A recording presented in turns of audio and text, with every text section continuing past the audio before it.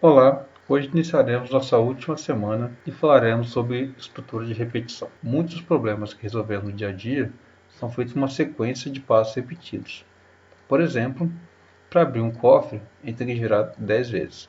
Ou, enquanto tiver tempo, a gente vai visitar os parentes. Ou, faça o teste de Covid enquanto sentir os sintomas. Todos esses exemplos são repetidos um determinado número de vezes. Outro exemplo é: leia o nome e a idade de 1000 pessoas. Ou imprima o caractere asterisco 3000 vezes, cada um em uma linha.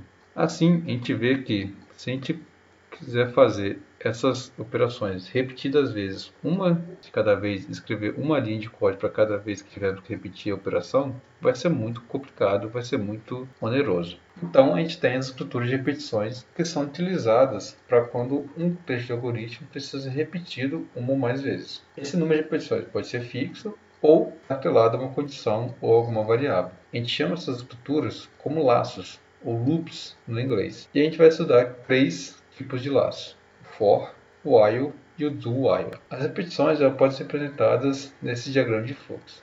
Então, nós temos a condição e, enquanto a condição for verdadeira, a gente faz o corpo do laço, que são os comandos do laço. Quando a condição for falsa, a gente sai desse laço e continua a execução do programa. Ou a gente faz pelo menos uma vez o corpo do laço e verificamos a condição para ver se precisamos repetir o corpo do laço. E de novo, enquanto a condição for verdadeira, a gente vai repetir o corpo do laço. Quando a condição for falsa, a gente sai e não faz mais o corpo do laço. Então, qualquer uma dessas estruturas de reposições, ela tem 4 elementos fundamentais: a inicialização, que é a condição inicial da repetição; a condição, que é uma expressão booleana que a cada leitura do corpo determina se uma nova leitura vai ser feita ou não; o corpo, que vão ser as instruções que vão ser executadas repetidamente; e a iteração, que é a instrução que deve ser executada depois do corpo e antes de uma nova repetição. O primeiro comando que a gente vai estudar é o for. Essa estrutura ela é geralmente utilizada quando a gente sabe exatamente o número de vezes que um trecho do algoritmo vai ser repetido. Então, nós temos o for, o valor inicial da variável de controle; a condição de repetição, que vai nos informar a condição de parada do laço;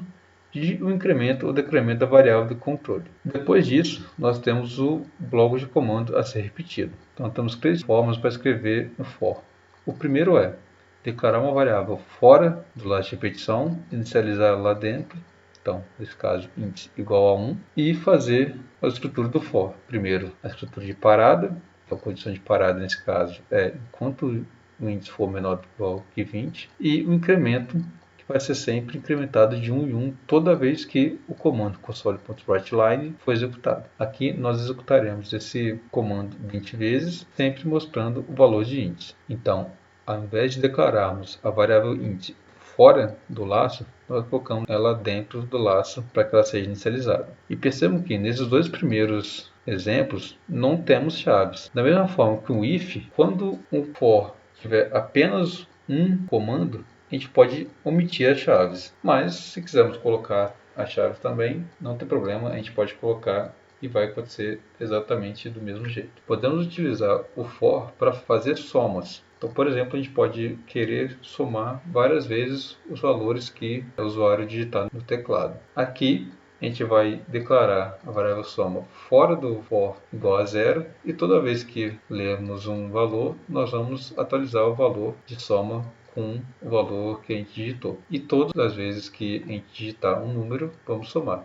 No final, a gente vai simplesmente mostrar o valor total da soma. Porém, temos situações que a gente não sabe o número exato de repetições. Para isso, nós utilizamos o comando while. Nesse caso, existe a possibilidade da repetição não ser executada quando a condição assumir valor falso logo na primeira iteração. Então, o while ele vai ter uma condição dentro dos parênteses e, enquanto a condição for verdadeira, a gente vai executar algum comando. Por exemplo, nós inicializamos uma variável x igual a zero, e enquanto o valor for diferente de 4, a gente vai escrever o valor de x e incrementar x com 1. Esse exemplo é bem parecido com o for que a gente mostrou antes. Quer dizer que a gente pode simular um for com um while, mas a gente não pode simular um while com um for. O do while ele também é utilizado quando o número de repetições não é fixo, ou seja, quando a gente não sabe quantas vezes vamos repetir alguma coisa. Porém, como o teste condicional é no fim, a repetição sempre vai acontecer pelo menos uma vez. Então a gente escreve do, o comando que a gente quer executar, while condição. Dessa forma, sempre os comandos que a gente quiser que execute vai ser executados uma vez. E assim como while, quando a condição for falsa,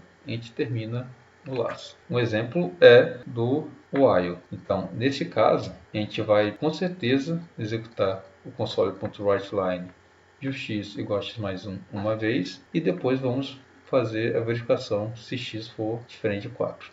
Enquanto x for diferente de 4, vamos repetir isso. Quando x for igual a 4, nós não repetimos mais e escrevemos o valor de x depois dessa estrutura é, nesse caso, 4. Aqui também utilizaremos o comando break e vamos introduzir o comando contínuo. O comando contínuo ele vai encerrar a iteração atual e continuar a execução da estrutura de repetição. Então, por exemplo, temos uma variável contador igual a 0 e enquanto o contador for menor do que 10, incrementaremos ele. Agora temos uma condição dentro do while, que é se o contador for igual a 4, executaremos continue. Neste caso, nós pularemos as linhas subsequentes e voltaremos ao while na próxima iteração. Então, quando o contador for 4, nós não iremos imprimir o console.writeLine com o valor de contador, assim como mostra o exemplo da saída. Imprimimos 1, 2, 3, pulamos o 4, pois tem o continue, e imprimimos 5, 6, 7, 8 até 9. O comando break ele vai encerrar imediatamente o laço. Então, quando encontrarmos o break, mais nenhum comando vai ser executado nenhuma vez mais no laço. Por exemplo, utilizando a mesma estrutura, quando o contador for igual a 4, nós terminaremos a execução dele. Então, a saída no console vai ser apenas 1, 2, 3, chegou no 4. Deu break, acabou o laço e iremos imprimir o final do laço. Com isso, terminamos nosso curso de .NET Básico. Espero que vocês tenham aproveitado e esperamos vocês em outros cursos.